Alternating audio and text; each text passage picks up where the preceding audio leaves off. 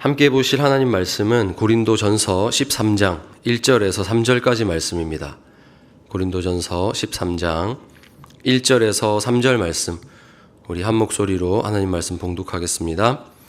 내가 사람의 방언과 천사의 말을 할지라도 사랑이 없으면 소리 나는 구리와 울리는 꽹과리가 되고, 내가 예언하는 능력이 있어 모든 비밀과 모든 지식을 알고 또 산을 옮길 만한 모든 믿음이 있을지라도 사랑이 없으면 내가 아무것도 아니요, 내가 내게 있는 모든 것으로 구제하고 또 내 몸을 불사르게 내줄지라도 사랑이 없으면 내게 아무 유익이 없느니라. 아멘.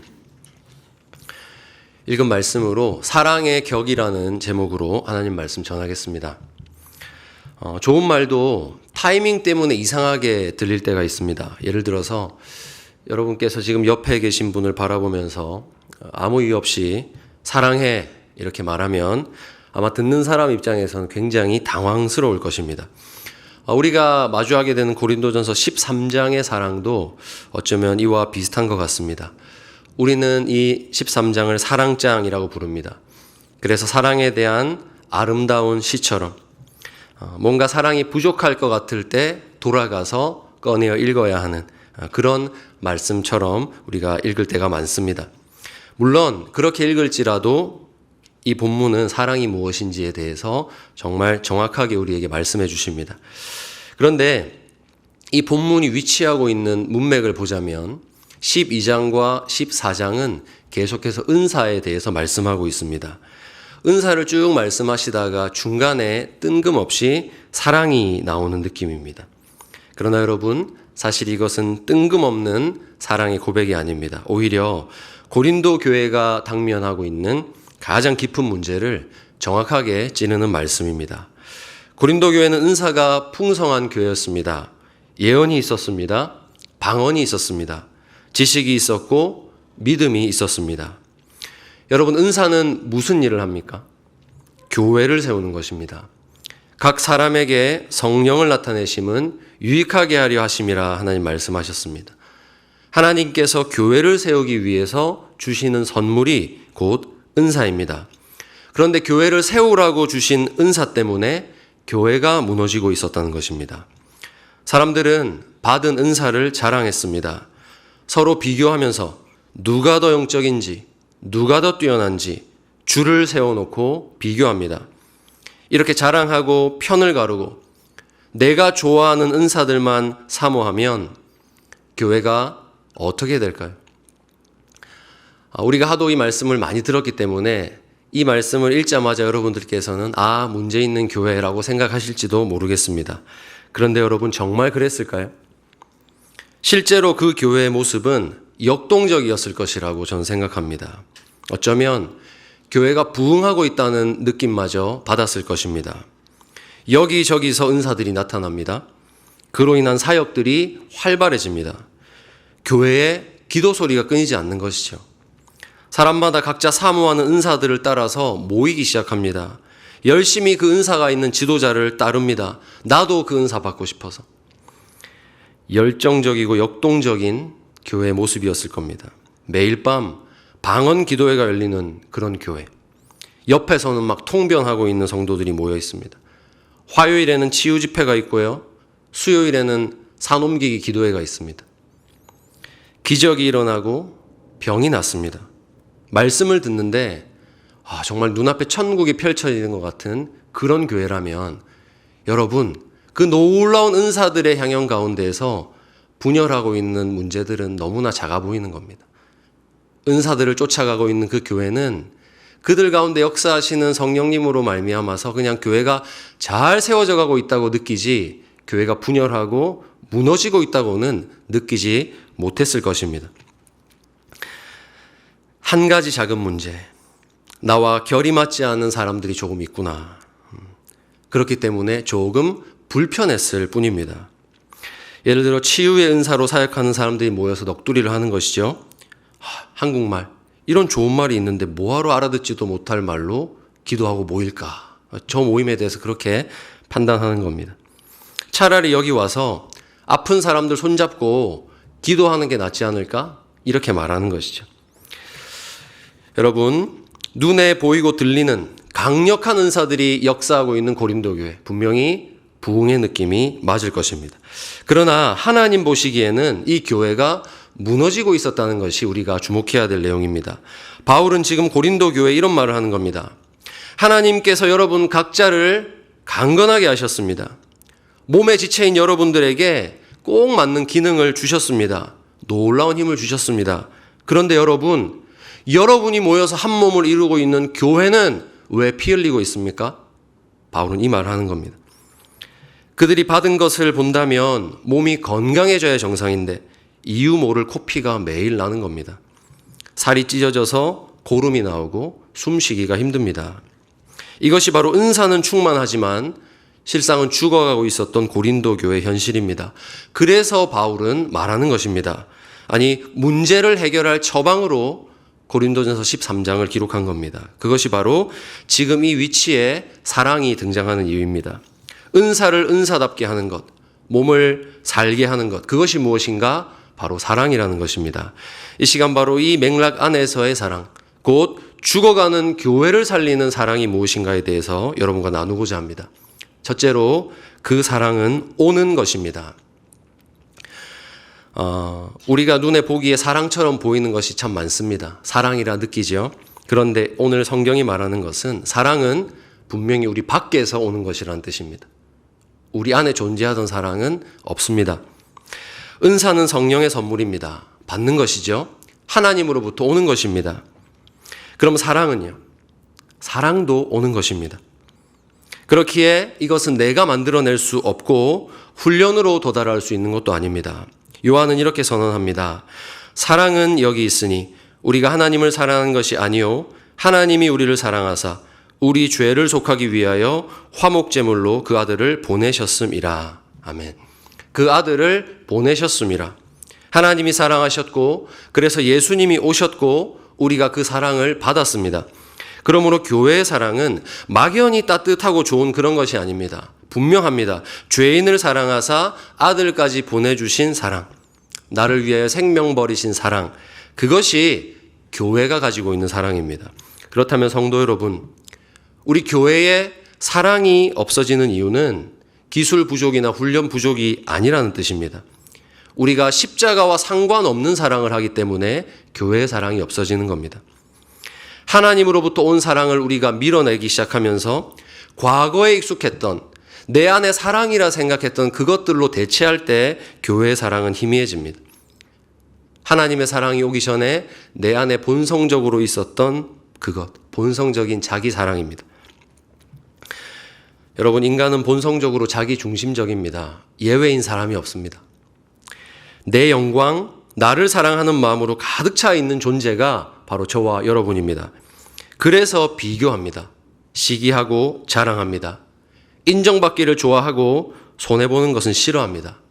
그런데 하나님으로부터 와서 우리가 받은 사랑은 자랑하지 않습니다.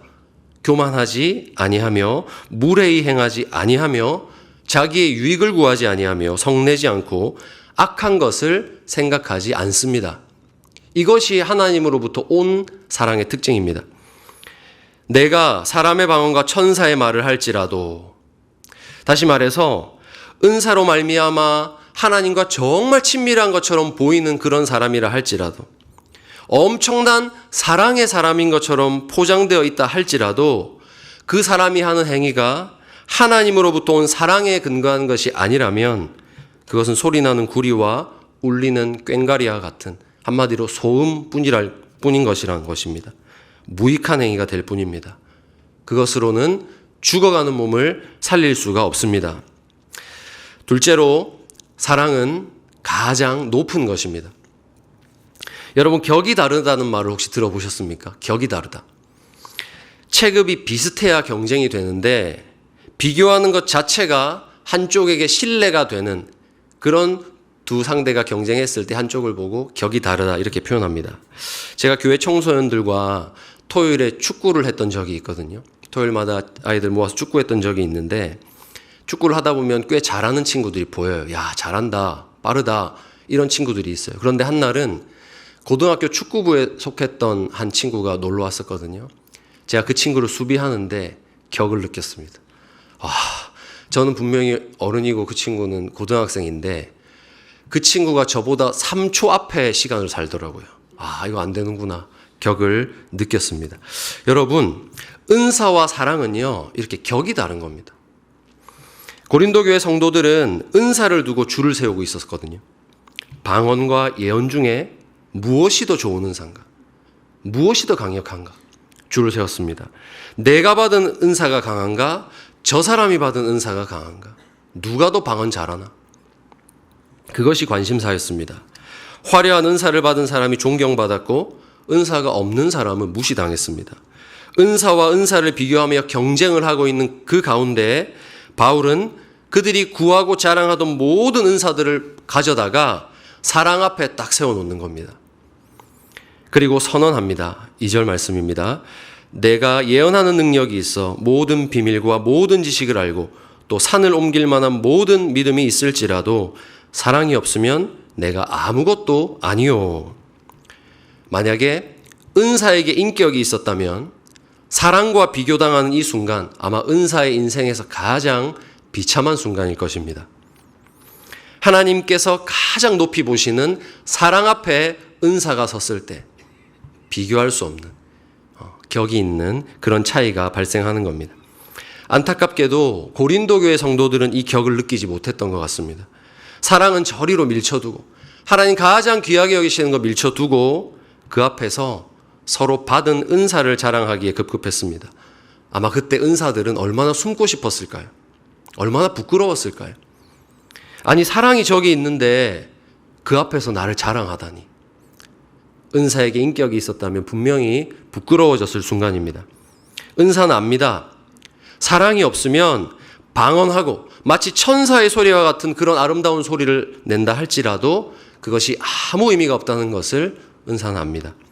심지어 모든 비밀, 성경을 기록했던 이들이 하나님께 받은 그런 감동을 받고 내가 오늘날 새로운 성경을 쓸 수 있을 만큼 놀라운 지식을 깨달았다 할지라도 그것마저 사랑 앞에서는 초라할 뿐입니다.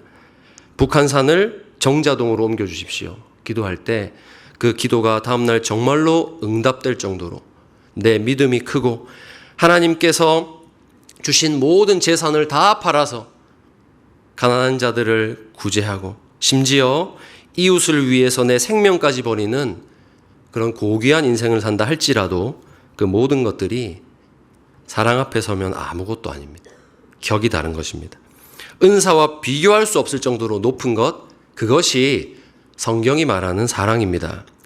그러니 이 사랑을 받았음에도 하나님이 이 사랑을 주셨음에도 그 앞에서 은사를 자랑하고 있는 고린도 성도들의 모습이 바울의 눈에 얼마나 안타까웠겠습니까, 여러분?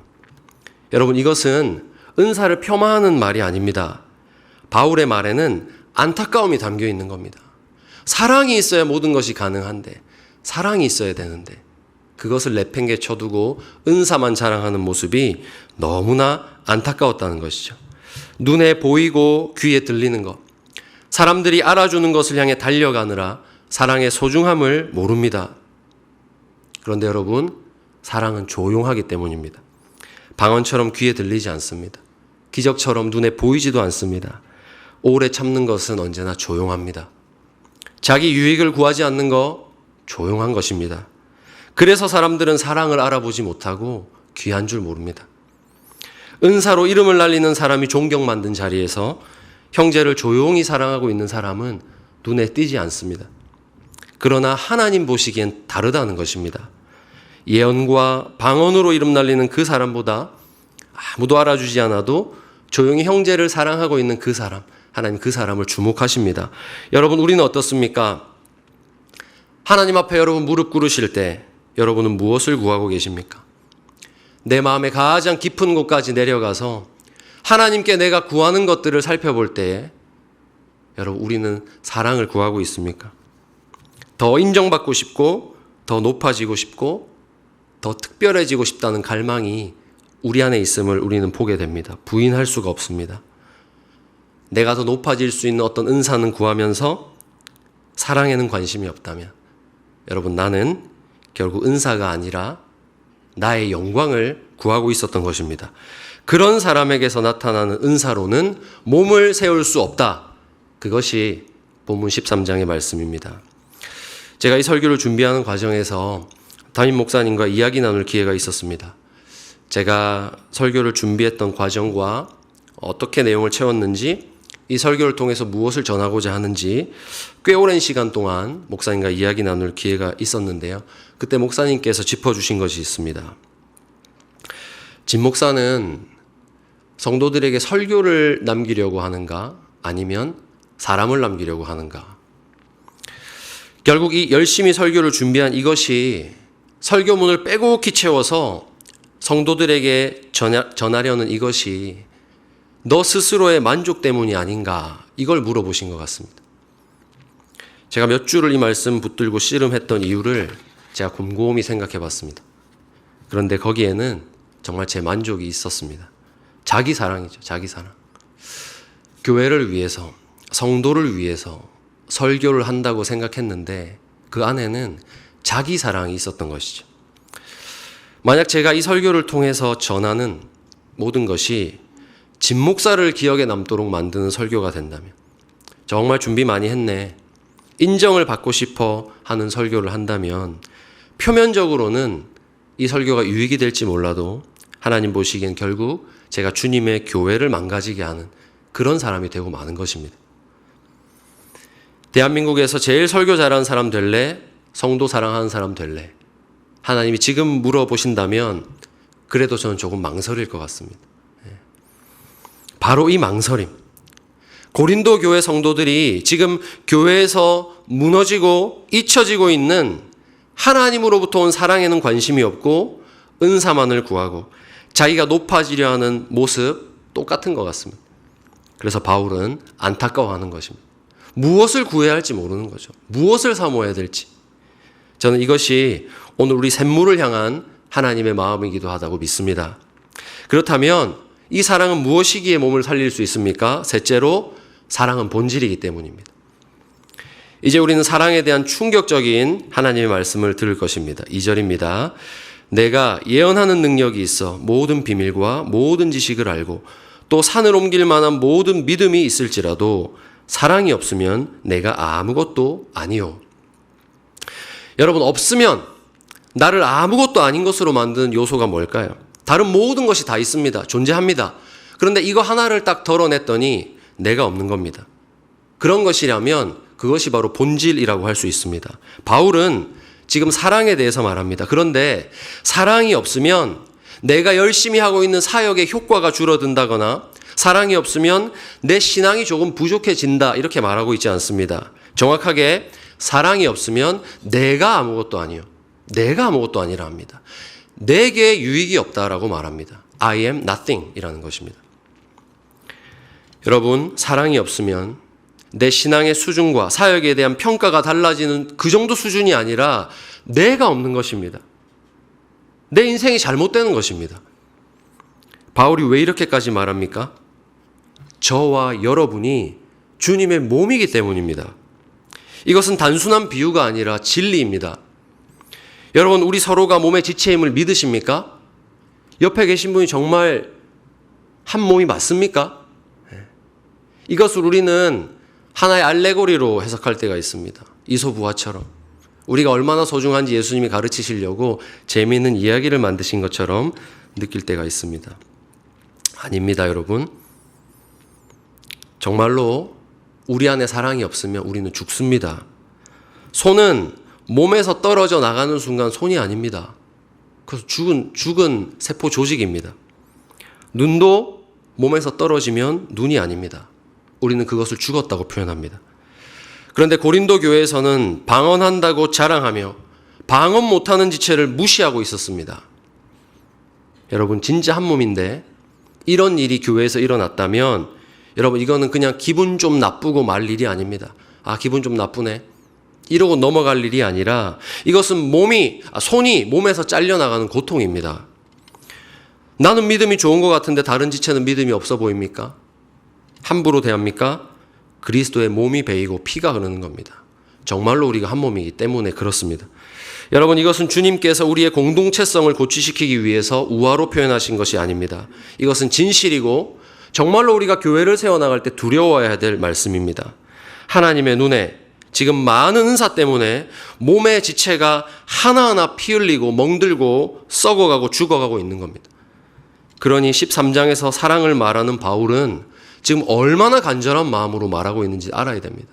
낭만적인 시 한 편을 읊는 것이 아니고요. 죽고 사는 문제가 달린 것입니다. 그러므로 자기 중심성에 갇혀 헤매고 있는 이 고린도 교회의 문제를 해결할 수 있는 유일한 방법은 서로의 본질이 무엇인지를 깨닫고 서로 지체로 살 수 있게 하는 사랑밖에 없었던 것입니다. 바울은 고린도 교회의 문제를 진찰한 후에 처방을 내리듯이 사랑을 말하는 것입니다. 그렇다면 여러분, 이 사랑을 우리가 어떻게 붙잡을 수 있습니까? 더 사랑하도록 노력해 볼까요? 이가 갈리고 손이 부들부들 떨리지만 그냥 사랑해야지 하고 한번 참아볼까요? 여러분의 성격만 버린 일입니다. 그렇게 해서는 사랑할 수 없습니다. 본질에 집중하는 것은 의지로 되는 일이 아닙니다. 십자가를 바라보아야 됩니다. 우리는 더 사랑하겠다는 결심을 할 것이 아니라 십자가 앞으로 가야 됩니다. 바로 거기에서만 나를 사랑하던 자기중심적인 옛 자아가 죽음을 맞이하기 때문입니다. 갈라디아서 2장 20절 말씀입니다.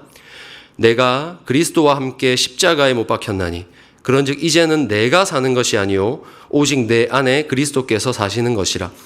이제 내가 육체 가운데 사는 것은 나를 사랑하사 나를 위하여 자기 자신을 버리신 하나님의 아들을 믿는 믿음 안에서 사는 것이라. 아멘.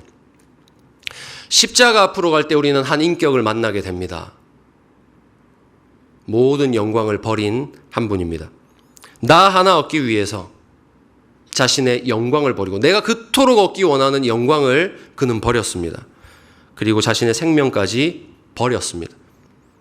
그 사랑 앞에서 그리스도의 몸에 생명에 관한 것이 아닌 내 영광을 구하고 있던 내 모습이 얼마나 부끄러워지고 초라해지는지, 그 사랑 앞에서 우리는 자기중심적인 사랑을 내려놓게 됩니다.